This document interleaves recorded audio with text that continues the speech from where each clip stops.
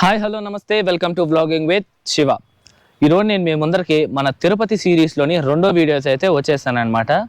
దీనికి ముందు వీడియో అంటే మన సిరీస్లో ఫస్ట్ వీడియో వచ్చేసి తొండమనాడు దగ్గర ఉన్న శ్రీదేవి భూదేవి సమేత ప్రసన్న వెంకటేశ్వర స్వామి వారి ఆలయాన్ని దర్శించి ఆ ఆలయం యొక్క చరిత్రను కూడా మనం తెలుసుకున్నాము. ఆ వీడియో మీకు డిస్క్రిప్షన్లో ఇచ్చాను, చెక్ చేయండి. ఈరోజు మనం చూడబోయే వీడియో వచ్చేసి మన తిరుపతి నుండి ఒక 18 కిలోమీటర్ల దూరంలో ఉన్న అప్పలాయి గుంటలోని శ్రీ ప్రసన్న వెంకటేశ్వర స్వామి వారి ఆలయాన్ని అయితే మనం చూడబోతున్నాం ఈ వీడియోలో. ఈ ఆలయాన్ని 772 సంవత్సరాల క్రితం కార్వేటి నగరపు రాజులైతే నిర్మించారనమాట. అలాగే స్వామివారు స్వయంగా ఇక్కడ శిలారూపుడై మనకైతే దర్శనమిస్తున్నారు. ఓకే, మనం ఈ ఆలయం దగ్గరికి వెళ్ళి ఆలయం యొక్క చరిత్ర అవన్నీ తెలుసుకుందాం. అలాగే ఈ ఆలయం నుండి 1 కిలోమీటర్ల దూరంలో ఉన్న ఒక శివాలయాన్ని కూడా మనం ఈ వీడియోలో అయితే సందర్శించబోతున్నాం. ఓకే, ఈ ఆలయం తాలూకా వీడియో లొకేషన్ వచ్చి మీకు డిస్క్రిప్షన్లో ఇచ్చాను, చెక్ చేయండి. వీడియోని అయితే లైక్ చేయండి, సబ్స్క్రైబ్ చేయని వాళ్ళు సబ్స్క్రైబ్ అయితే మన ఛానల్ని చేసుకోండి. ఓకే, ఇంకా మన ప్రయాణాన్ని కొనసాగిద్దాం.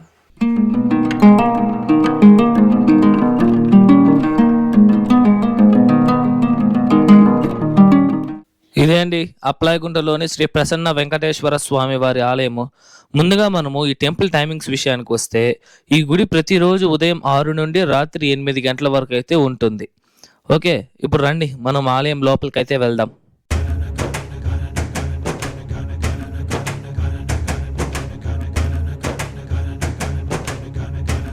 మనం ముందుగా ఈ ఆలయం యొక్క స్థల పురాణాన్ని అయితే తెలుసుకుందాం. పూర్వం వెంకటేశ్వర స్వామికి పద్మావతి దేవికి నారాయణ వనంలో అయితే వివాహం అవుతుంది.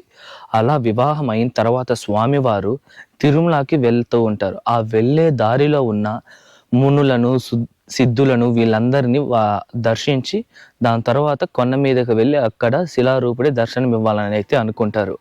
అప్పుడు స్వామివారు అక్కడి నుండి బయలుదేరి మొదట కైలాస కోనలోని శివాలయంలో ఆ పరమేశ్వరుని అయితే దర్శించుకొని అక్కడ ఉన్న సాధువుల్ని సిద్ధువులతో అయితే మాట్లాడతారు, వాళ్ళ యొక్క సలహా తీసుకుంటారు. అక్కడ నుండి స్వామివారు యోగుల పర్వతం, దీన్నే వేముల కొండ అని అంటారు.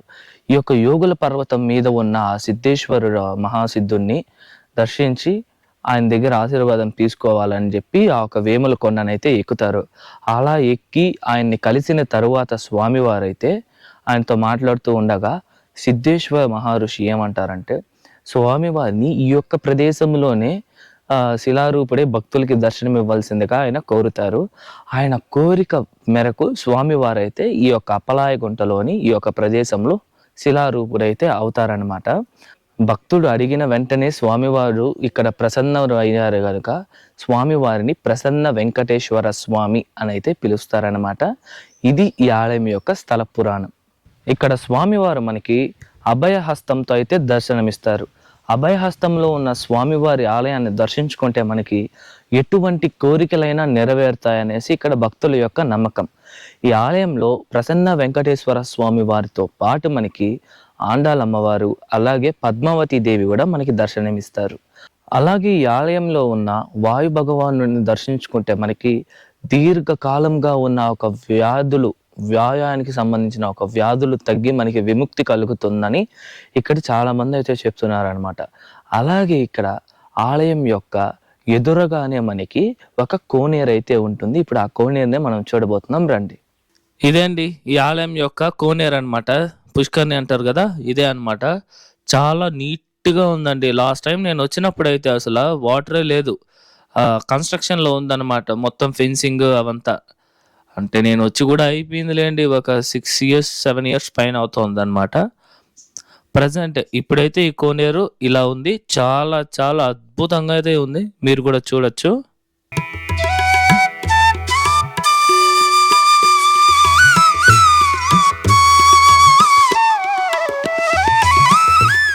ఇప్పుడు మనం ఈ ఆలయం యొక్క నిర్మాణ చరిత్రను అయితే తెలుసుకుందాం. ఈ ఆలయాన్ని 1232వ సంవత్సరంలో కార్వేటి నగరపు రాజైన శ్రీ వెంకట పెరుమాల్ బ్రహ్మదేవ్ మహారాజు గారు అయితే ఈ యొక్క ఆలయాన్ని అయితే నిర్మించారు. ఈ ఆలయంలో మనకి ప్రధాన గోపురం, బలిపీఠం, ముఖమండపం, అర్ధమండపం, అలాగే అద్భుతమైన శిల్పకళతో మనకి ఈ ఆలయం అయితే కనిపిస్తుంది. ఈ ఆలయం గర్భగుడి కూడా చాలా పెద్దగానే ఉంటుందన్నమాట. అలాగే ఈ ఆలయంలో స్వామివారు మీకు చెప్పినట్టు అభయహస్తంతో దాదాపు ఒక 9 నుండి 10 అడుగుల ఎత్తులో అయితే ఆ విగ్రహం చూడముచ్చటగా చాలా అద్భుతంగా అయితే మనకి దర్శనం చేస్తుంది. ఎవరైనా ఈ ఆలయానికి వచ్చి అద్భుతంగా దర్శించండి. ఈ ఆలయం మాత్రం మస్ట్ మీ యొక్క తిరుపతి ట్రిప్లో. ఓకే, దీని తరువాత ఈ ఆలయం కొన్ని శతాబ్దాల పాటు మరుగున పడగా 1988లో టీటీడీ దేవస్థానం వారు ఈ యొక్క ఆలయాన్ని అయితే వాళ్ళు స్వాధీనం చేసుకొని ఈ యొక్క ఆలయాన్ని ఎన్నో రకాలుగా అభివృద్ధి చేస్తూ వచ్చారు. ఓకే, ఇది ఈ ఆలయం యొక్క స్థల పురాణం అలాగే నిర్మాణ చరిత్ర. ఓకే, మనం ఇప్పుడు ఈ టెంపుల్ దగ్గరే ఉన్న శ్రీ మౌళేశ్వర స్వామి వారి ఆలయానికి అయితే వెళ్ళబోతున్నాము. ఈ యొక్క చంద్రమౌళీశ్వర స్వామి వారి ఆలయానికి రూట్ వచ్చి మన ఈ ప్రసన్న వెంకటేశ్వర స్వామి గుడి నుండి స్ట్రైట్ వెళ్ళంగానే మనం రైట్ తీసుకోవాలి. రైట్ తీసుకొని ఇంకొంచెం ముందరకు వెళ్ళిన తర్వాత ఫస్ట్ లెఫ్ట్ తీసుకొని స్ట్రైట్గా వెళ్తే మనకైతే టెంపుల్ వస్తుంది. రండి ఆ టెంపుల్ దగ్గరికి వెళ్ళి కలుసుకుందాం. ఇంకా ఇదే అండి మనం వచ్చిన దారి. ఆ వచ్చిన దారి నుంచి మనం కొంచెం బండ పైకి ఎక్కంగానే మనకి ఆలయం అయితే వచ్చేస్తుంది.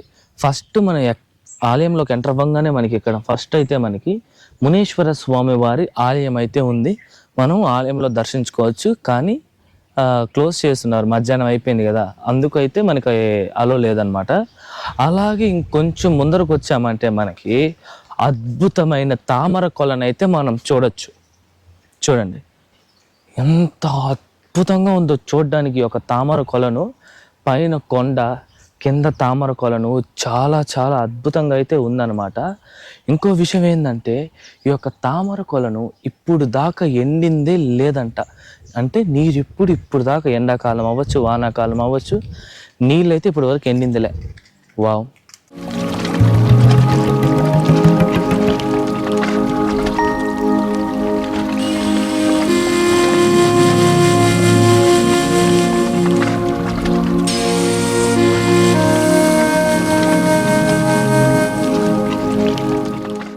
సరే ఇంకా మనం అట్టే టెంపుల్ లోపలికి వెళ్దాము, స్వామివారిని కూడా దర్శిస్తాం రండి.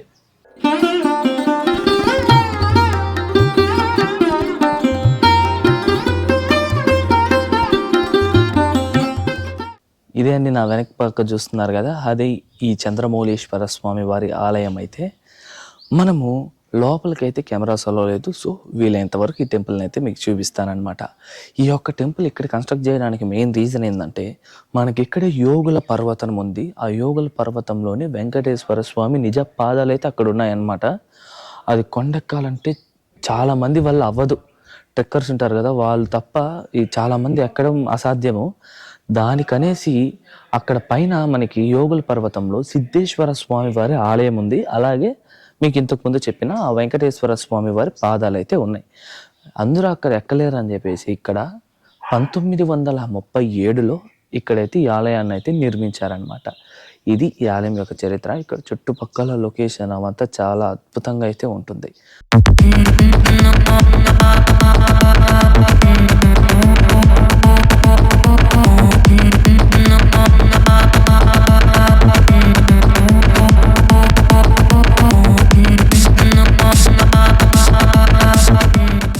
ఇదండి వాళ్ళ వీడియో ఎలా ఉంది, నచ్చిందా? నాకైతే ఈ యొక్క ఆలయాన్ని దర్శించడం చాలా అద్భుతంగానైతే అనిపించింది. చిన్నప్పటి నుండి ఎన్నోసార్లు ఈ ఆలయానికి వచ్చా కూడా నాకైతే ఈ యొక్క ఆలయం చరిత్ర అయితే తెలియదు. తెలుసుకొని ఈరోజు వచ్చి ఆ అనుభూతితో చూడడం చాలా అద్భుతంగా అయితే నాకు అనిపించింది. మీరు ఈ ఆలయానికి వచ్చేటప్పుడు ఈ చుట్టుపక్కల ఉన్న ఆలయాలు కూడా చూడండి. మీకు ఇంతసేపు చూపించాను కదా ఆ శివాలయం, అది కూడా చూడండి, చాలా అద్భుతమైన ఆలయం. ఓకే, ఇది మన తిరుపతి సిరీస్లో 2వ వీడియో. ఓకేనా, ఈ ఫస్ట్ వీడియో తాలూకా వీడియో మీకు ఫస్ట్లో చెప్పినట్టే ఆ వీడియో తాలూకా లింక్ కూడా మీకు డిస్క్రిప్షన్లో అయితే ఇచ్చుంటాను. ఓకే, ఈ వీడియో ఎలా ఉందో కామెంట్లో చెప్పండి. వీడియో నచ్చితే like, share and subscribe to our channel vlogging with Shiva. మరొక మంచి వీడియోతో మీ ముందరకు వస్తాను. అంతవరకు మీ శివ వరప్రసాద్ సైనింగ్ ఆఫ్.